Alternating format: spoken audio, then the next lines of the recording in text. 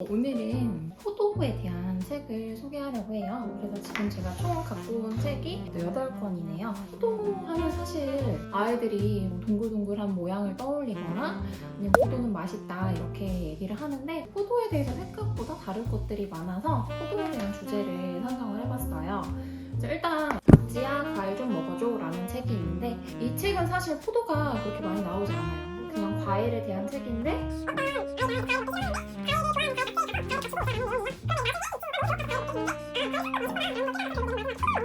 플로에 그건 작고 동그란 포도잖아. 조금 더 먹고 싶다면 그래 바로 그거야 라고 나오거든요. 그래서 포도가 이렇게 잠깐 나오긴 하지만 포도가 과일이라는 점을 상기시켜 줄 수 있어서 이 책을 읽으면 좋을 것 같아요. 풍선껌과 포도씨, 이것도 이제 사실 포도가 직접적으로 나온다기보다는 포도씨가 언급이 되거든요.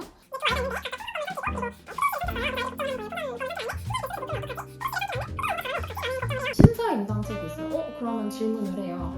신사임당이랑 포도랑 무슨 관련이 있을까? 한번 생각해보면서 책을 읽어보자 라고 하는데 신사임당에 일화가 나와요. 어떤 여인이 잔치집에 갔는데 치마에다가 얼룩이 묻은 거예요. 아이들이 되게 흥미롭게 여기고 이 이야기를 기억에 남는다고 얘기를 많이 해줍니다. 신사임당에 그림이 나오면서 묵포도도거든요. 이 표현 기법은 어떤지 살펴보면서 왜 이름이 묵포도도일까? 먹물로 그린 포도 그림이다. 그래서 여기 하나하나 한자어를 설명을 해주면 아이들이 좀 더 쉽게 이해를 했습니다. 신사임당에 포도도를 많이 그렸다는 사실을 알았어요. 근데 우리가 신사임당 하면 보통 떠오르는 게 있잖아요. 바로 5만원권의 신사임당이 등장한다는 것입니다. 여기 자세히 보면 신사임당뿐만이 아니라 신사임당이 그린 그림도 5만원권에 등장을 하는데 여기에 포도도가 등장한다라는 사실을 알려주면 아이들이 굉장히 기억을 잘해서 나중에 얘기를 해줍니다. 나라에 대한 책이에요. 프랑스와 칠레. 어른들은 이제 프랑스하고 칠레 하면 포도랑 무슨 관련이 있을까 하면 금방 떠올리실 수도 있을 거예요. 맞아요. 포도주로 유명한 나라죠. 프랑스 책을 먼저 보면 포도를 재배하는 모습이 있어요. 이제 저 같은 경우는 이 책을 대상을 2학년, 3학년으로 잡았는데 1학년도 괜찮아요. 근데 이제 아이들이 재배라는 단어를 잘 몰라요. 하지만 이 책을 읽으면서 문장에서 문맥 속에서 재배라는 단어의 뜻이 뭔지 알아채거든요. 재배가 무슨 뜻일까 했을 때 기른다는 뜻이구나 라고 이해를 해줘요. 포도주 만드는 과정이 나오는데 발효가 된다라는 표현이 나와요. 발효가 뭘까? 질문을 했을 때 발효는 오랫동안 시간을 거쳐서 더 맛있어지는 과정이구나 라고 이해를 해요. 여기서 더 나가서 좀 발효의 개념에 대해서 좀 더 정리해주고 싶다 하면 발효랑 부패랑 무슨 차이가 있을까? 그래서 부패란 썩는다, 음식의 맛이 상한다 라는 것까지 다뤄줄 수 있습니다. 여기 보면 이제 와인의 종류도 나와요. 레드 와인, 화이트 와인, 로제 와인이 나오는데 포도에 대한 다른 책에서도 와인별로 먹는 음식이 뭐가 있는지 나오거든요. 다음에 소개해드릴 책인데 레드 와인은 고기랑 먹는다, 화이트 와인은 생선과 마신다 라는 내용이 나와서 여기서 이제 저는 얘기를 해줬어요. 근데 이 책을 또 자세히 볼 거라면 여기서 한 번 더 다뤄줘도 좋을 것 같습니다.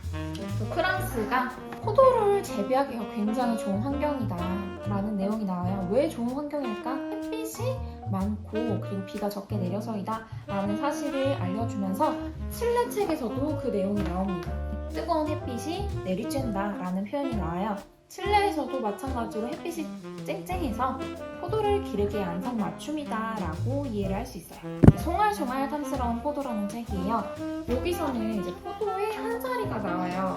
한 사리도 나오고 포도의 특징이 나오는데 이제 덩굴소넷에 대해서 다루고 꽃이 굉장히 작고 여러 개가 달려있다. 이 책은 정말 잘 되어 있는 게 이렇게 식물이든 동물이든 한 사리를 쭉 사진으로 보여줘요. 그래서 사진으로 아이들이 포도가 어떻게 자라나는지를 그 과정을 볼 수 있고 포도를 먹는 동물들도 나오고 포도의 종류, 포도에는 다양한 색깔이 있는데 그런 종류가 다양하다. 짧아요. 그래서 쉽게 읽힐 수 있어요. 여기는 이제 다양한 꽃과 열매들이 나오거든요. 이거는 무슨 꽃일까? 다닥다닥 꽃이 피었네. 포도꽃이었다. 이게 꽃 하나고 꽃이 시들면 열매가 부풀어 오른데 꽃이 지면 다양한 열매를 맺는구나 라고 이해시켜도 좋을 것 같습니다. 이거는 이제 백과사전인데 포도 신의 성날이라고 한다. 아까 전에 소개시켜드릴 이 책에서도 언급이 되는데요.